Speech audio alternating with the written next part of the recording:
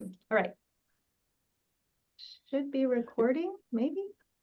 Kindra, thanks for agreeing to come visit this OPAL AI session. So Kindra is the as I guess I don't know the official title, but you're from Instructure, and you're going to be offering like an overview of like the current offerings that Canvas has that are AI related, and then offering like a kind of showing like a preview of like a roadmap.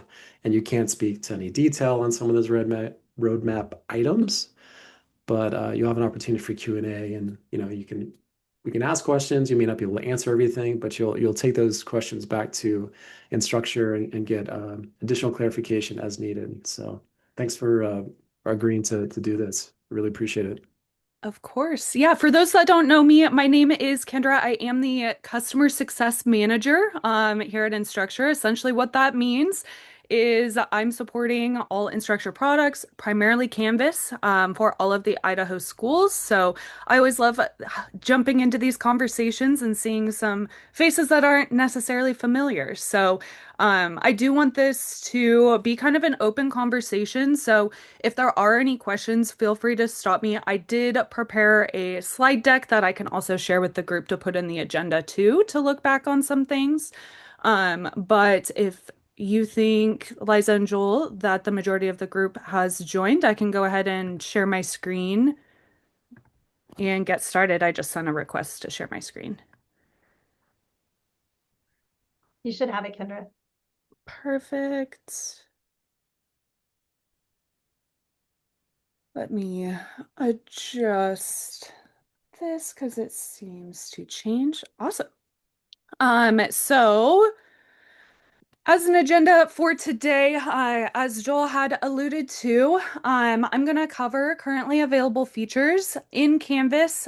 They may not be available in your instance at the moment, but these are things that can be available, and then also some roadmap items too.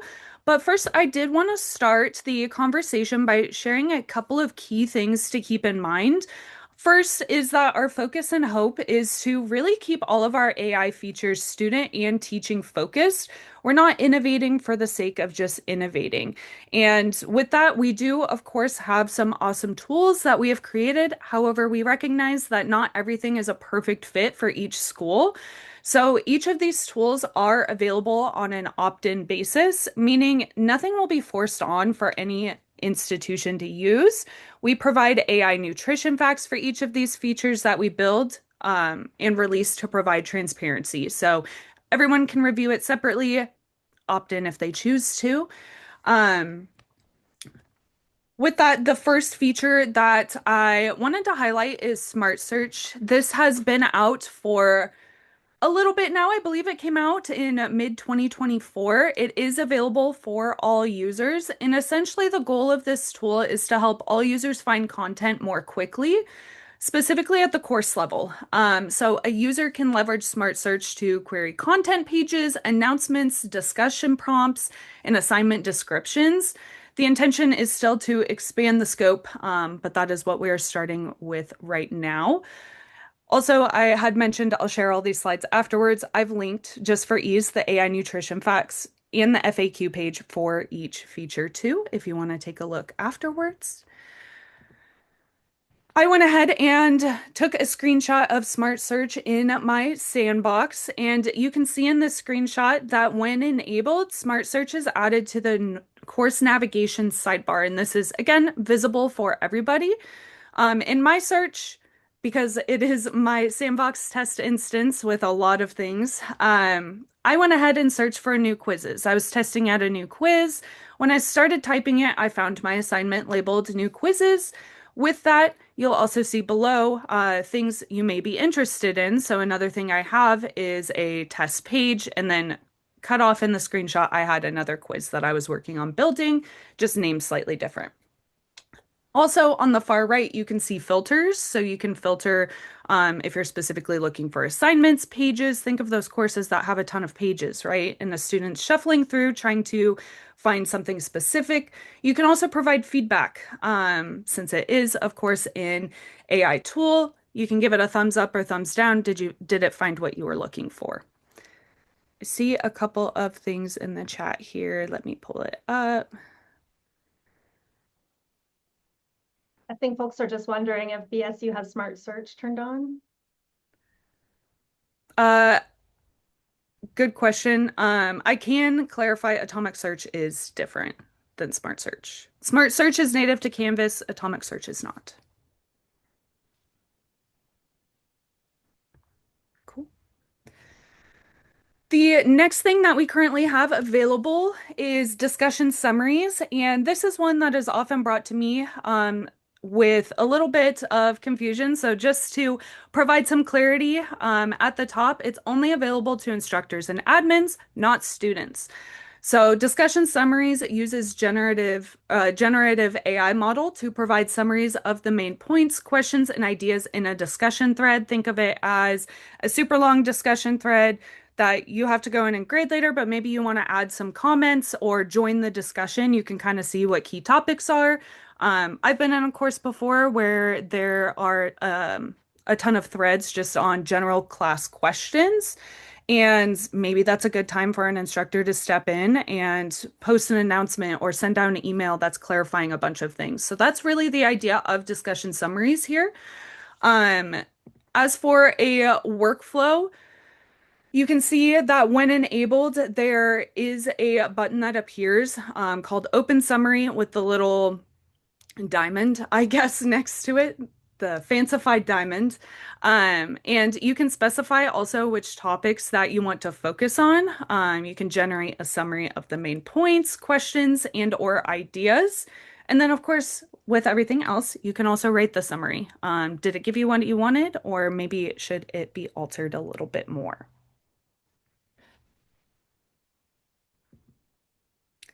This one I wanted to highlight as well. It is in our most recent set of release notes, but not currently available in production, only beta, but it will be coming soon. So, inbox and discussion translations. Essentially, when enabled at the account level, users can access AI-supported translations for inbox messages and discussions. Um, for discussions, it does have to be enabled at the course level. The translations essentially use new models for improved accuracy, speed, and consistency. And in this next slide here, I have listed out the initial languages that students or faculty members are able to translate into. This is just our starting point at launch. We will be expanding to more languages in the future, but this is the goal of this tool is essentially so that students or faculty can read inbox messages or discussions in their native language. And then in the screenshot I took here, you can see that a translate button does appear at the top of the message when enabled. The next thing I wanted to highlight is Intelligent Insights. It is a paid add-on that I'm not sure if anyone here currently has, but the reason I wanted to highlight it is specifically for Ask Your Data because it is technically an AI tool that we do offer. I did list out a little summary of all of the features that are included in Intelligent Insights, but I really wanted to focus on Ask Your Data because of that AI tool that is being leveraged. Ask Your Data is essentially allowing account admins and sub-account admins to ask and or answer data-related questions regardless of data literacy or their level of technical comfort. I have a quick video here that I will share that just kind of gives you a brief overview of what Ask Your Data is and what it looks like.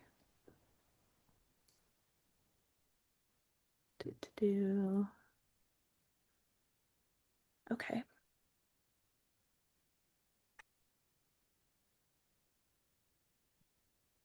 Find my mouse that disappeared. There we go. And it disappeared again.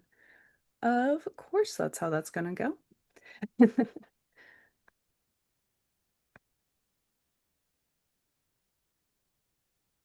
Oh, it is not showing sound.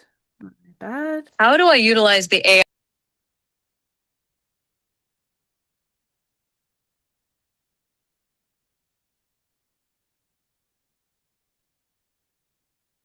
Kindra, did we lose your sound too, or are you just enabling sound?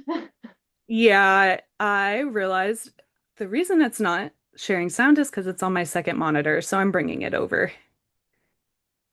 I Sorry. love Zoom.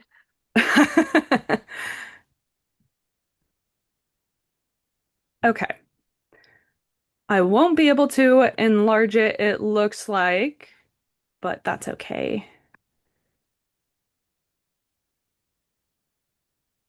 Perfect.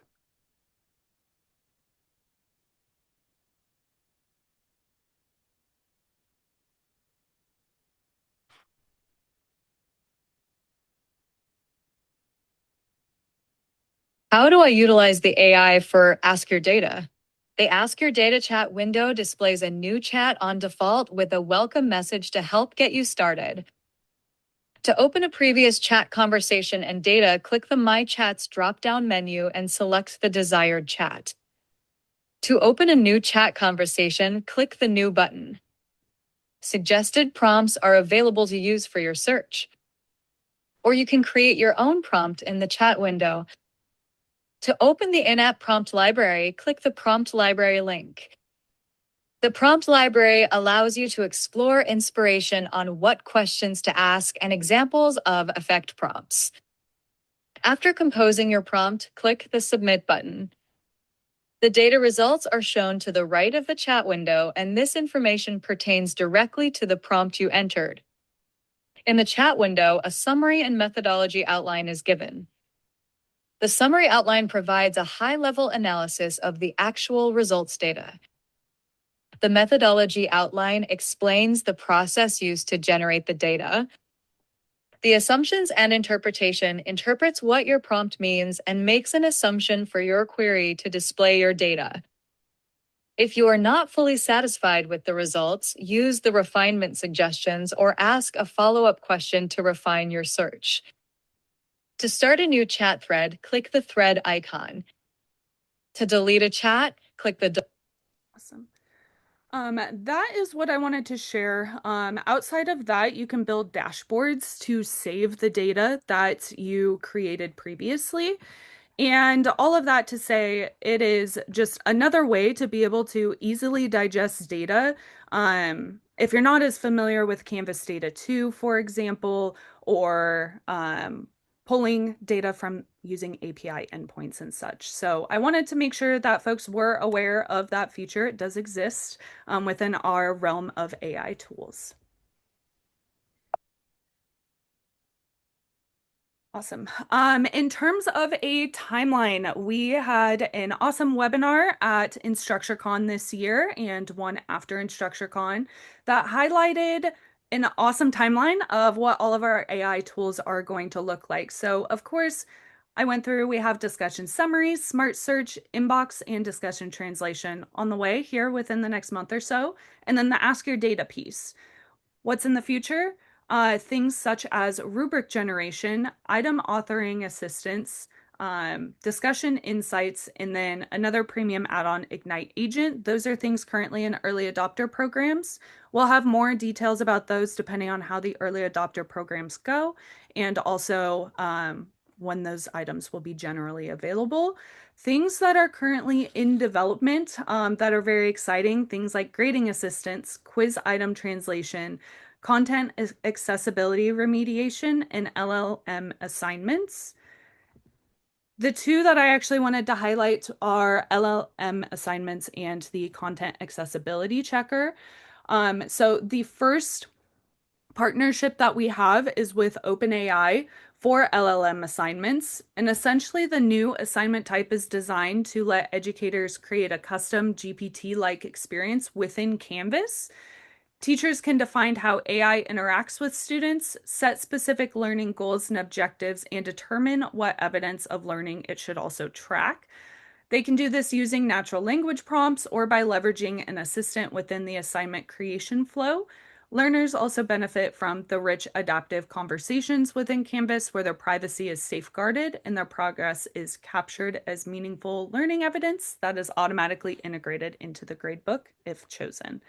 How to enable more details coming closer to the release, and that's also when I'll be able to provide more of a inside view of what that specifically looks like. I've had some awesome discussions with some of the administrators that I work with. Very excited to use this for certain courses that have been mentioned, like political science, as well.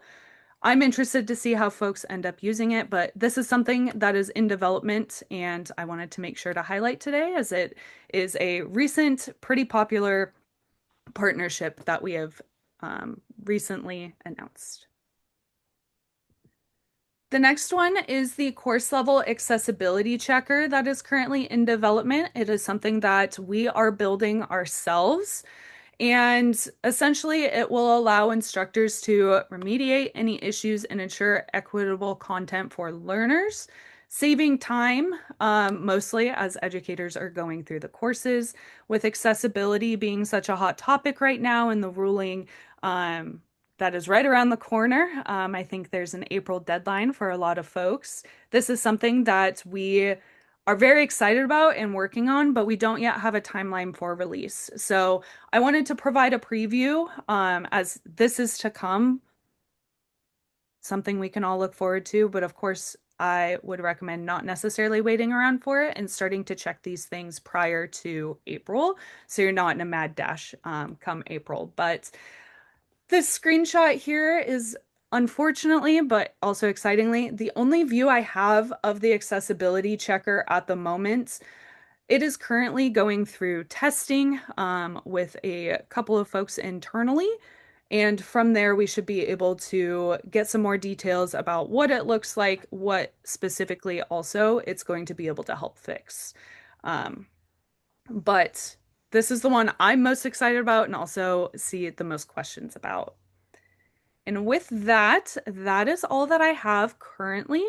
On that list, there were a whole lot more items that are currently in development. I don't necessarily have more information to share about those at the time. Really just depends on how things go in early adopter programs. But of course, as things are getting ready for release, they'll be in our release notes, and I'll be sure to share those out in my webinar. So those of you who are included in my webinars, be on the lookout for those. Are there any questions that the group has for me? Kindra, I have a quick question about that accessibility checker. Is that going to be a paid add-on as well? So the accessibility checker, as of right now, is a part of Core Canvas. That's great. That's From really my cool. understanding, that is a part of Core Canvas. Okay. I was also curious I asked in the chat, I was curious how many of you were using Ally right now, or kept that, but I can follow up later. And there was a great question from Alyssa. Alyssa tried to go into our course to use Smart Search and was asked for a consumer key. Kindra, do you know what that might be about? Ooh, that's a good question. Let me follow up on that. Do you know how Leaf and team have turned on Smart Search for Boise State? Like, is it on but off by default, or is it just off right now? Because I bet it has something to do with that. I can look. Make sure I'm not. I sent him a chat to ask. And you all, if you're comfortable, if you would like to ask questions online, I'd be fine turning off the recording now, and then we can share the recording. Is that okay with everyone? I'll stop recording now.